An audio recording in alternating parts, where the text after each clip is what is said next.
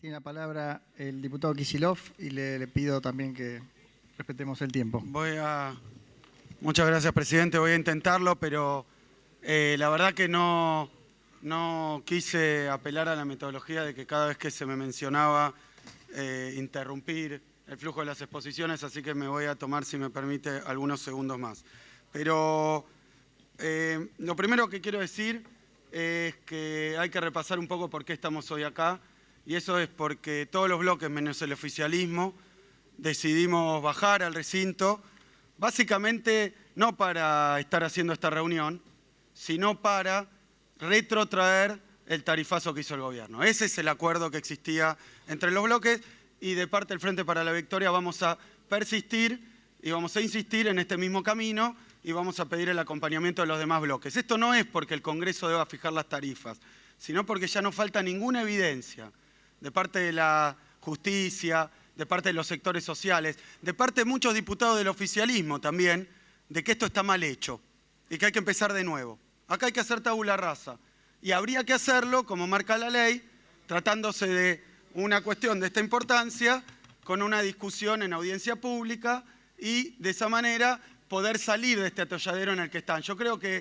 se hacen demasiadas idas y vueltas, no se sabe qué va a pasar, y eso es lo que hoy está generando en un gobierno que ha predicado tanto la certidumbre. Hoy la verdad es que nadie sabe qué va a pasar con el tarifazo tal cual lo establecieron, al tarifazo 1, al tarifazo 2, o ahora el tarifazo 3 con las nuevas modificaciones.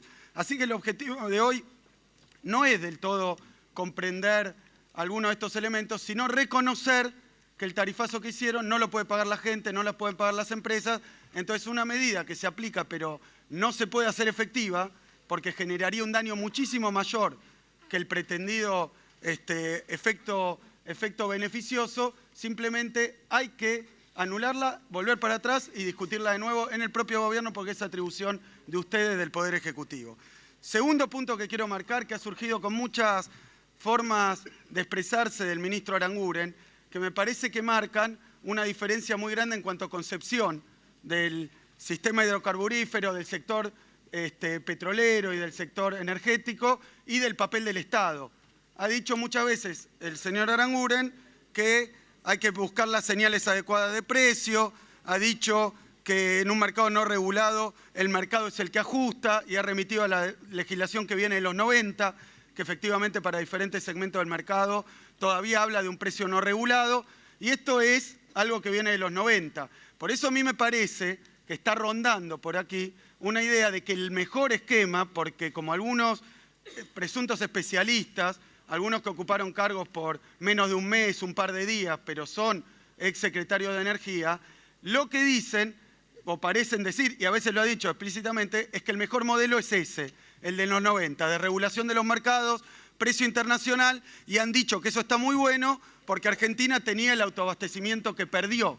Lo que yo quiero señalar claramente, si uno mira cualquier indicador, Argentina en los 90 tuvo exceso de producción porque hubo baja inversión, porque hubo baja actividad económica y el exceso se exportó. Ese modelo nosotros no lo queremos, el de precios internacionales, de regulación del mercado, empresas que hacen lo que quieren. Entonces, si la pretensión oculta o abierta es volver ese modelo porque era exitoso, no es así. Entonces, yo creo, y basta ver cualquier número, como reservas de gas, que tanto se ha dicho, lo que pasó en los últimos 12 años con la reserva de gas. Las reservas se miden en años que le quedan al país de reserva. Por ejemplo, gas. Menciono algunos números. A principios de los 80, 79, 45 años de reserva de gas. A fin de los 80, en el 89, 30 años le quedaban al país de reserva de gas. Terminan los 90, liquidaron todo y privatizaron las empresas, que quiero decir, dicho sea de paso, que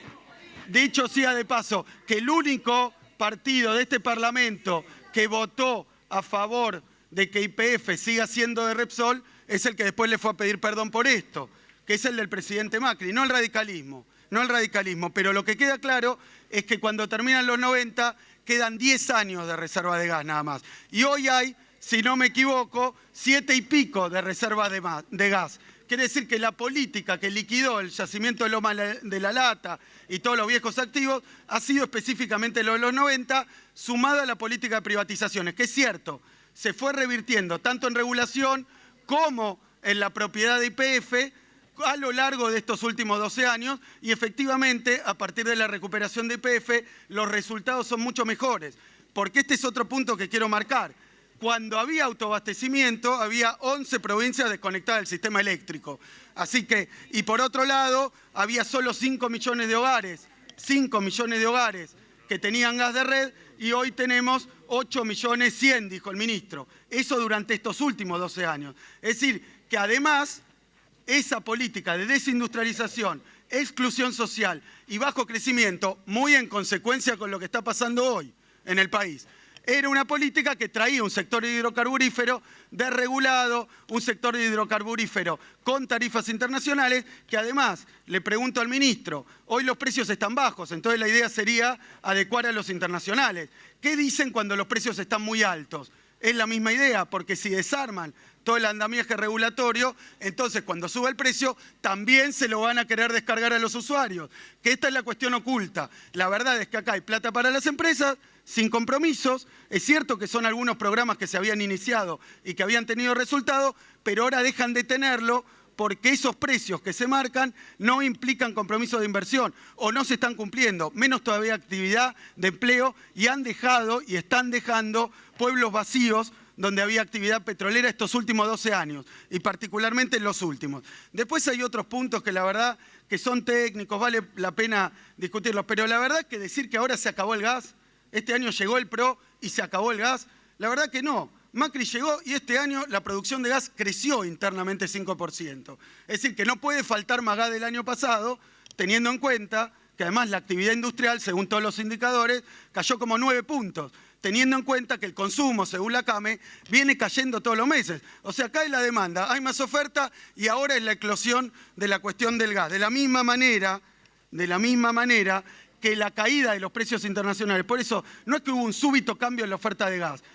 No es que hubo un súbito cambio en la demanda, al revés, cayó la demanda, aumentó la oferta gracias a las políticas tomadas por el gobierno anterior. Ahora bien, ¿es fiscal este tema?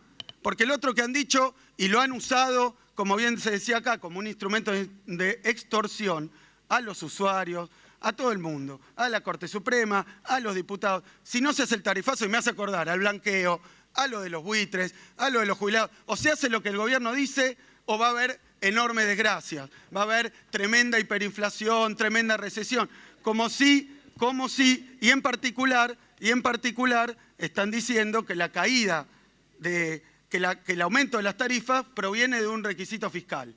Es decir, que no había otra forma de hacerlo que a este nivel, a esta velocidad y en este momento. Ahora, si el problema era el fiscal, como ya se ha dicho y como sabe todo el pueblo argentino, se han cansado de perdonarle impuestos a los sectores más concentrados.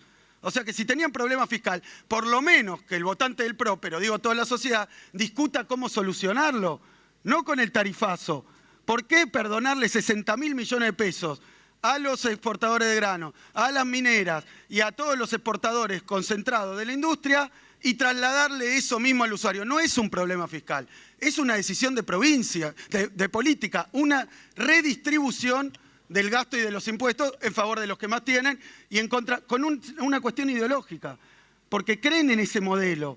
Lo que pasa es que están diciendo otras cosas, creen en ese modelo de regulación total de la economía. Eso es lo que creen. Si no, y dice el ministro, bueno, pero no podemos regular el precio porque la ley dice cámbienla si lo quieren regular. No lo quieren regular. Y todas las medidas que se tomaron de incentivo, de estímulo, para hacer cambios en el sector petrolero, ahora las deshacen. Por eso, la verdad es que no se acabó la oferta de gas, peor que el año pasado. No hay un problema fiscal cuya única salida es solucionarlo así. Si no, no hubieran tomado deuda para pagarle a los buitres, sino para sostener las tarifas. Pero las prioridades las fija el gobierno y las prioridades son los buitres, son los grandes exportadores de grano y no el usuario. Ese es el punto. Y después podemos discutir todo lo que quieran sobre lo demás, porque si quieren fomentar el consumo responsable, por ejemplo, porque dicen, no, hay mucho consumo. Bueno, fomentar el consumo responsable, por lo menos en lo que hace al respecto de los electrodomésticos que gastan mucha energía. Esos programas existían, estoy de acuerdo, pero no se hace con un tarifazo del 1.600%. Eso no fomenta el consumo responsable, no ayuda a las industrias a cambiar su parque productivo, que no pueden pagar la factura. ¿Cómo van a comprar máquinas más eficientes? Se pone crédito, se da tiempo, se da un sendero y se da una trayectoria que le piensan dar a los precios, a las tarifas. Y por último, que me parece muy importante también con esto, porque hay una contradicción, dicen se tenían congeladas las tarifas. 3, 4 veces ha dicho el ministro y ha hablado de los aumentos que dio el gobierno anterior en los últimos 12 años. Es verdad, se dieron aumentos. ¿Por qué no hubo estos líos y esta magnitud de líos? Porque los aumentos los podía pagar la industria, los podía pagar el comercio, los podía pagar la gente. Es decir, que la política tarifaria prestaba atención principalmente a los objetivos nuestros en términos de poder adquisitivo, de industrialización y de crecimiento. No a un Excel de conseguir ciertos ingresos fiscales, que yo entiendo que tal vez el ministro de Economía o alguien pide que haya determinados ingresos fiscales, pero que vean las prioridades, que no se lo cobren a la gente y se lo den a los buitres, que no se lo cobren a la gente y se la den a las cerealeras. No es así, hay otras soluciones. No nos pongan siempre contra la espada y la pared, porque ya van 8 meses de esta metodología, de asustar y generar terror, que si no la hiper, si no el funde la industria, si no el país se va al tacho. No es así, vayan para atrás con esto y si quieren discutamos razonablemente qué es lo que piensan hacer con las tarifas en los próximos 4 años. Y se puede hacer, y lo digo también con respecto a la oportunidad, porque esto lo quiero hablar y con esto cierro y le hago la pregunta que creo que es la pregunta del millón al ministro Aranguren. La verdad, la oportunidad, porque si estuviéramos discutiendo solo el aumento del 1.600%, después recogido y convertido en un aumento del 400%, si estuviéramos discutiendo esto, que ya han criticado, Camaño ha criticado también Pitrola, diciendo que si le ponen techo, entonces no es para el ahorro, la gente va a gastar más, probablemente. Así que perdió su objetivo original al haberle puesto un techo. Pero yo digo, hay que tener en cuenta también el contexto, porque no es que cae un aumento del 1.600, que ya sería para ver si es posible de pagar por alguien, pero cae esto después de la devaluación del 60, una inflación que va a totalizar en el año entre 42 y 50%, cae después del aumento de, por supuesto, podemos ver lo que pasó con el transporte público, lo que pasó con el agua potable. Es decir, es la suma de todo eso lo que hace que este aumento, tal vez por ser el último, sea el que más problemas ha desatado. Pero la verdad es que es el paquete.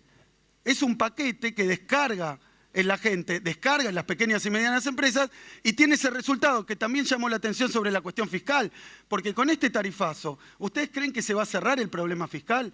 Yo lo que veo es que cuando se aplican tarifazos y programas de austeridad, la economía produce menos, la gente consume menos y después se recauda menos, como está pasando. Así que cada uno de estos problemas de ahorcar el gasto público y de ahorcar con los impuestos a los que menos tienen, terminan teniendo el efecto contrario. Y el efecto es que la actividad va peor y se recauda menos. O sea que después, como han mostrado los últimos números, no se ahorró nada. Después de hacer todo ese esfuerzo, no se ahorró nada. Si no, pregúntenle a los pueblos de Europa que han aplicado austeridad para salir de un problema. No sirve la austeridad, no sirve la austeridad. De esta manera no sirve porque descarga sobre la gente y la gente no puede comprar, no puede comer y no puede vivir. Y entonces tampoco consume y tampoco crece la economía. Ahora, la pregunta al ministro es esta.